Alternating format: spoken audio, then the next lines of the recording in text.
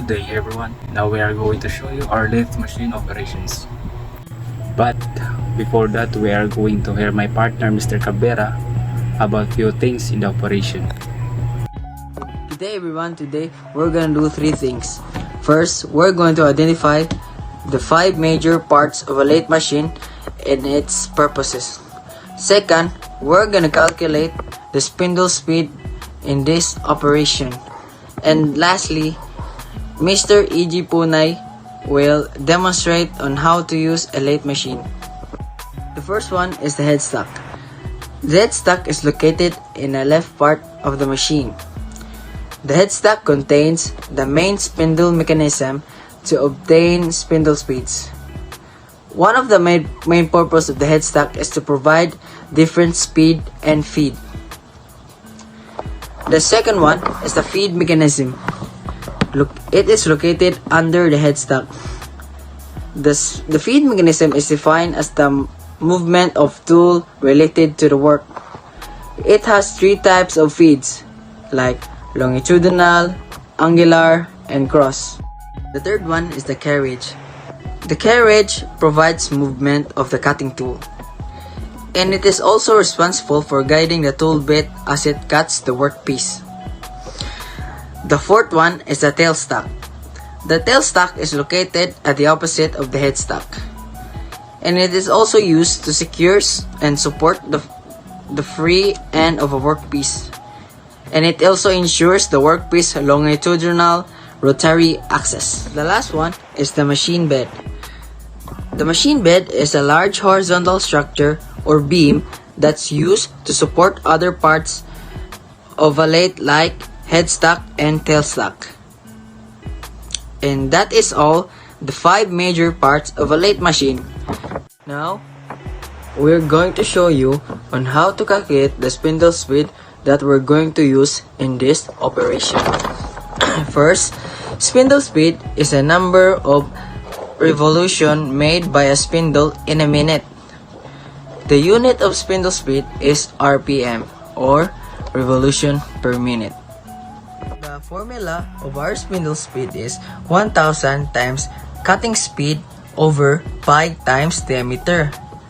The diameter of our raw workpiece is 30 millimeters, and we are given a mild steel material, and it is a high-speed steel and a cemented carbide. The high-speed steel is 30 to 45 meters per minute, and the cemented carbide is 90 to 150 meters per minute. Cemented carbide is harder, so it is faster to cut the data than high speed. So now we're calculating 1000, but before that we're going to use cemented carbide. 1000 times 90 over 3.14 times 30. First, 1000 times 90 is equals to 90,000, and 3.14 times 30 is equals to 94.2, and 90,000 over 94.2 is equals to 955.41. Input that in your calculator. Now that we are done in identifying the 5 major parts of the lathe machine and also calculating the spindle speed, before we go on to the last part, which is the operation, we must first study the given output dimensions. Before that, we must first define what is facing and turning operations.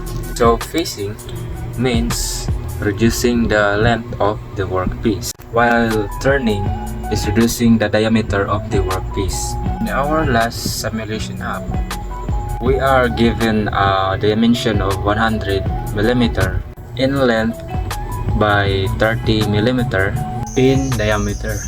So in this illustration, the only length is 90 mm and has an excess of 20 mm. So in the later part, we are going to do a facing operation to reduce a length of 20. So in our cutting interval will be 2 mm. We are using 2 mm in order for us to avoid some tendencies like breaking or damaging the cutting tool. So now we are going to start our operation, which is facing and turning operations. So first we are going to do a facing operation followed by the turning operation. But before that, we are going to look for our workpiece dimension and change this to 30 diameter, because this is the closest we can get to the output given dimensions, which is 28, and 30, which is the biggest output diameter. And next we're going to click the toolkit and use the cutting tool number 5 for facing and turning operation. So now let us see if the workpiece dimension is really a 100 mm in length, and here is 30 mm. So okay, that's 130 mm. So next, before we're going to turn our lathe machine, we're going to change the spindle speed. So based on our calculation, we get 955 RPM. So now let's see what's the closest we can use for our spindle speed. I think 800 is the closest RPM to 955 based on our calculation. So now let us turn on our lathe machine and change the angle to top view. And now let us move our carriage close enough to the workpiece. So let us move this forward. Then we have to change our camera to number 2. So to begin, we are going to turn on the counterclockwise for our spindle speed. Now we are going to color print our longitudinal and transversal measurement.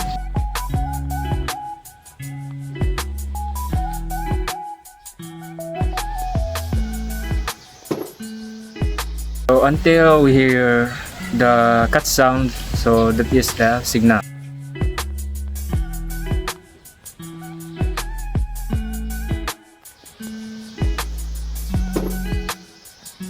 And okay, so that's 0.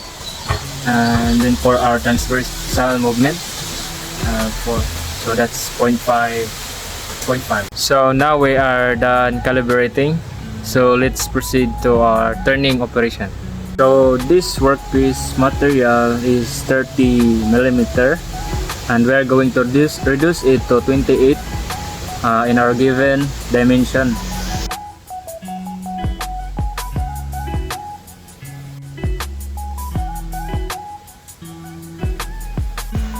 Okay, so that's 2 mm. And so now we're going to move the longitudinal movement up to 80 millimeter, but now I am going to make it 81 to have a cleaner cut for our facing operation.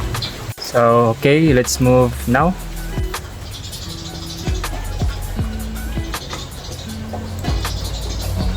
Okay, so let's do it manually. Okay, so that's 81 right there.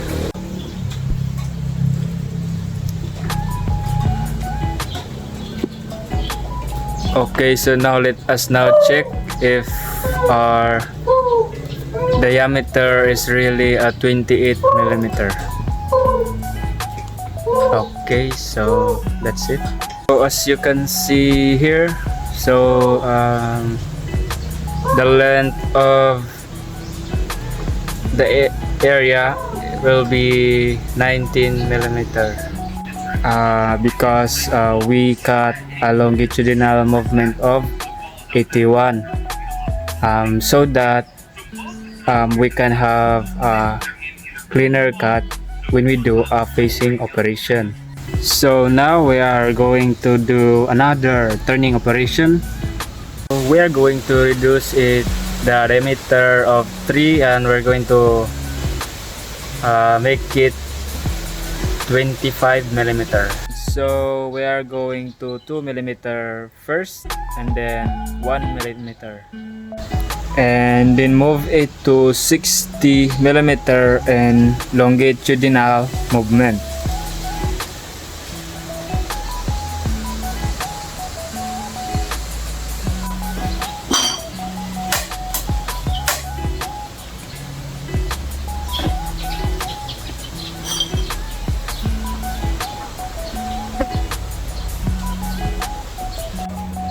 Okay, so that's 60 right there.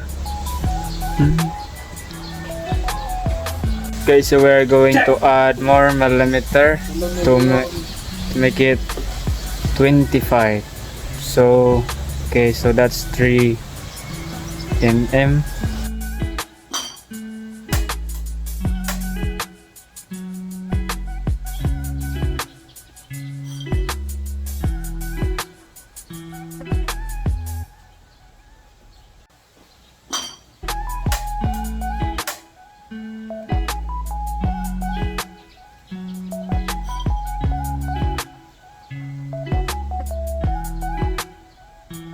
Now let's proceed to another facing operation, reducing the diameter to 5 millimeter.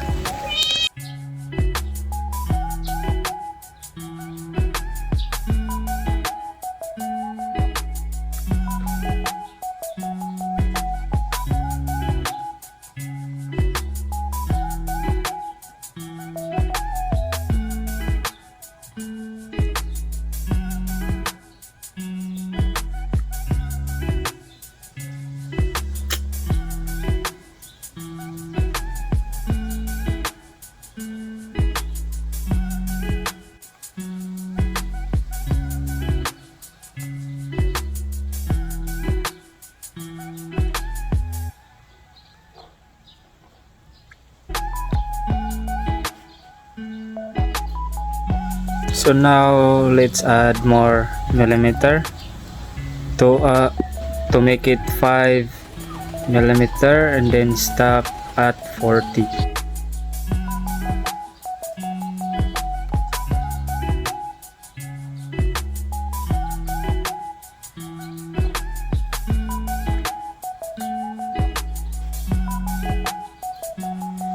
And now let's see if the diameter of this one is really a 20 millimeter and the length of this one is 60 millimeter. Okay, so now let's proceed to the last turning operation and let's again make it to 5 millimeter. Let's reduce it to 5 millimeter to make it 15.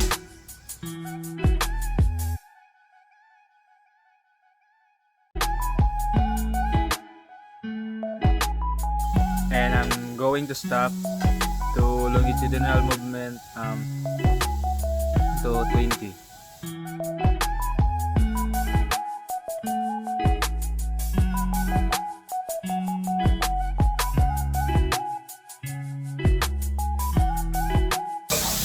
So stop. Okay, so that's 20 right there. And then add another 2. Let's make it 4 mm. So okay, so let's add and stop again to 20.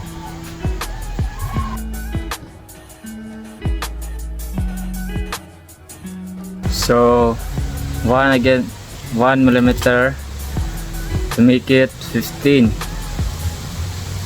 Okay, so that's 5 and stop again at 20. So okay, 20. And now we're going to do our facing operation. So to do that, we're going to reverse our workpiece material and then click here. So we're going to do again 2 millimeters in interval.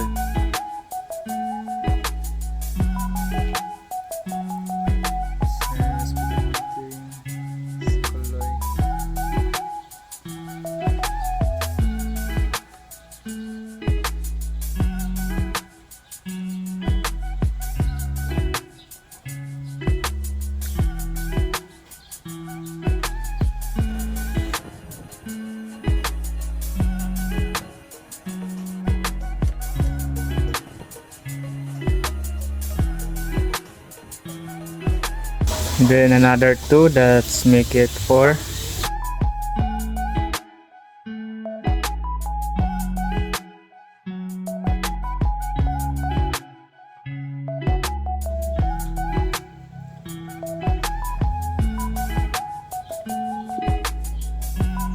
Okay, so now let us now check if our then another 2 dots make it 6. So okay.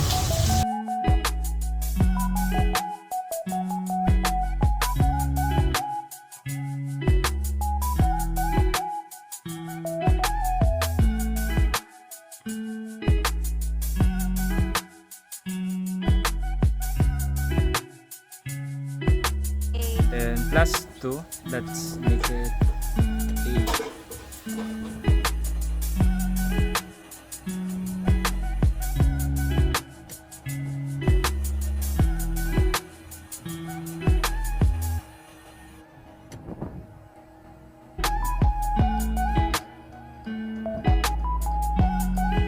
Then plus 2, let's make it 10.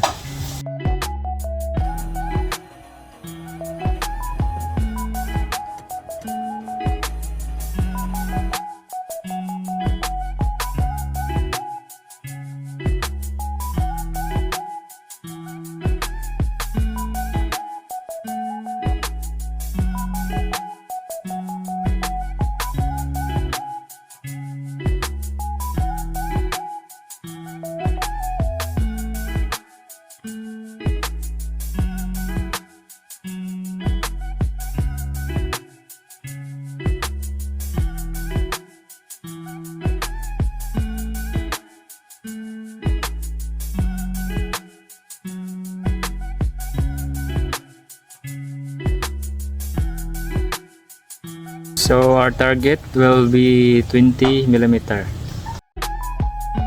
And lastly is 20 millimeter.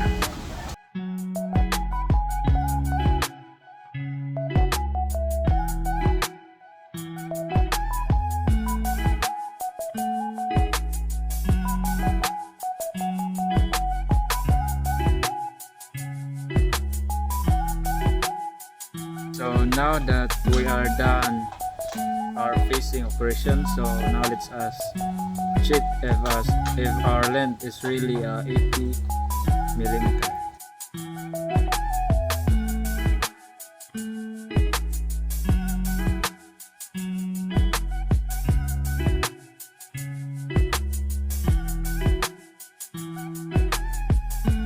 And then next we are going to check the largest diameter, which is 28 mm.